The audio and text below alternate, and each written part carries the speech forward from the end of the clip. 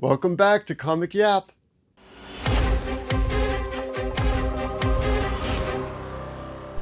So far, we've only discussed Korean manhwas, and I'll admit it, I'm biased, but that's a discussion for another video. Today, we're going to be discussing the Chinese manhwa, I'm Really Not the Demon God's Lackey. This first image, it establishes the main plot of the comic. Our main character is the owner of a bookstore.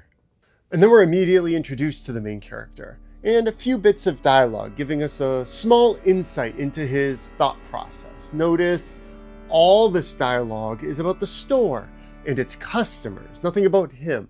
This is a perfect encapsulation of everything this person will be throughout the story. And just as soon as we met him, we're gone. We don't stay long. Instead, here's another character as she's in the middle of this large battle.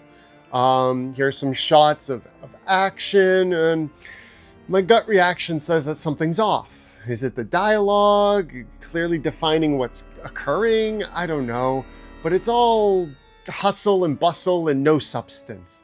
One thing we can take away from this is that the newly introduced character resembles a beast as she kills. Here's one of the reasons I prefer Korean over Chinese manhwas: the dialogue.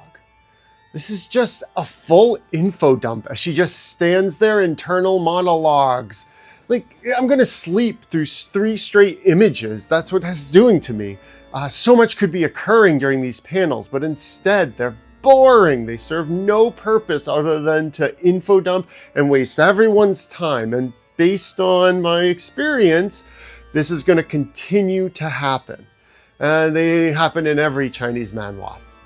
I've read a lot of them too. I don't give up. So we've learned that she's got beast blood, and there's a lame excuse as to why she's in danger, even though she's got regenerative abilities and blah, blah, blah. Show, don't tell. Like a moth to the flame, this character has made her way to the bookstore. Look at how the panel's drawn. The cold darkness of the city, warmly being repelled by the hearthy glow from the store. This panel does everything right. Our main character finally has a name, Lin Jie. And I mean it before, all he cares about is selling books to the point of neuroticism. He doesn't see her as a person, but as a customer that he can manipulate into purchasing books. Now this is what internal dialogue done right looks like. We're given nuggets of information paralleled with images of what those factions could be or represent. I love this. Lin looks so happy, respectable, ready to serve, but in her eyes, there's this dark, sinister aura about him that just makes her leery of his existence and question his intentions. A large part of this story is centered around Lin, of course, and how he has the gift of gab, like a psychology professor tearing through a parasocial relationship. He's able to focus his words at the truth and elucidate from his customers what they truly desire. Reminds me of the show Lucifer when he's asked, "What do you desire?" We spent quite a lot of time on the first chapter, as we usually do. And all we've gained are character introductions, done sloppily. We're given too much insight into Lin's inner workings while receiving very little in the ways of story progression. You can properly combine the two in your story and it flows. Time dissolves, next thing your readers know, they're 50 chapters deep and they have no idea how they read through that so fast. I'm not getting that here. I'm constantly being dragged out of the story or finding myself just kind of glazing over it, especially all this inner monologue. It's not a strong start, in my opinion. Most of the story up to this point is monologue. Playing word games is a favorite of Lin's, and he does it to manipulate the customers, to get them to purchase or check out the books. But they get so caught up in their own drama that his words, which are little more than snake oil salesman fluff, are misconstrued, and they come off as profound insight into their exact situation. So they mistakenly build him up in their minds to be this grand figure. Now, these misconceptions and their outcomes are truly the crux of this story. And now the twist. Lin believes he's giving her a boring, say nothing in 30,000 words or more self-help guide. But when she sees it, it's wrapped in this demon-looking creature straight from Cthulhu's closet. It has a completely different name, aura about it. Is Lin complicit in this transaction, or merely being used by someone or something to peddle the library of the demon god?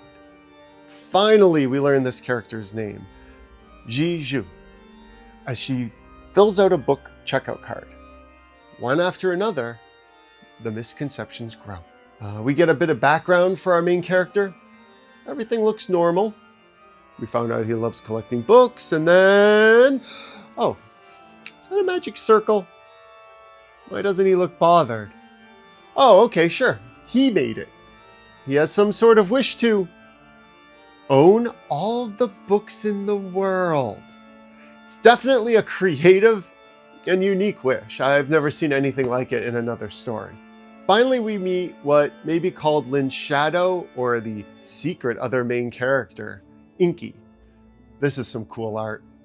We find out the name of the city he's in, Noken. And also, by the way, it's an isekai story. I feel like they're all isekai stories of one way or another. The story continually introduces us to new characters, as most stories do, and it expands on their relationship with other customers of Lin's. This is the introduction to another lengthy scene of more misunderstandings and inner monologues. Another satisfied customer. After an extremely lengthy back and forth with Old Wild, this statue is given as a gift. I skipped over the entire conversation. It's just a repeat of misconceptions in the characters' wordings. This statue, though, is badass and a key plot point in the story. The art is peak. I think the production team did a remarkable job creating this gargoyle. Another character full of misunderstandings about our main character.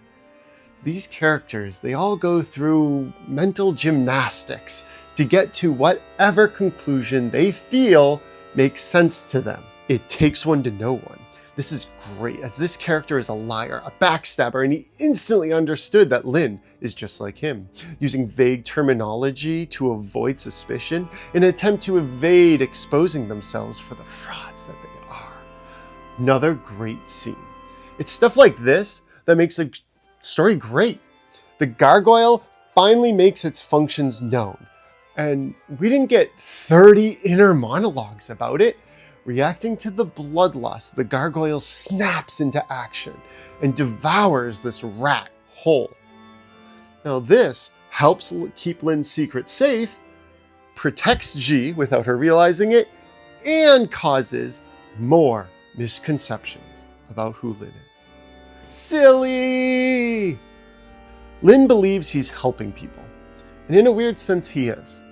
But the whole story is predicated on the fact that everything he says and every book he gives is twisted by the demon god that granted his wish. So by now we know that dialogue is what moves this story. So it's no surprise that this was a novel adaptation instead of an original work.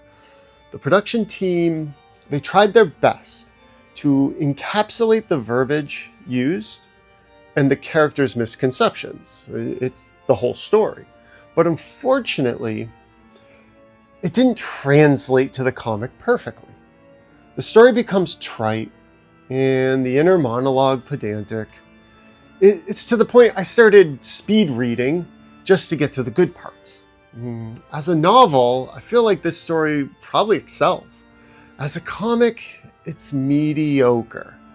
That's why I'm going to give the Demonic Gods Lackey 3 demonic books out of 5. It's worth a read for its creativity, but it may feel more like a chore at times, with occasional flashes of what a great comic can be.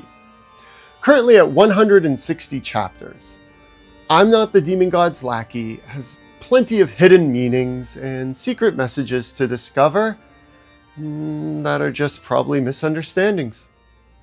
Cheers.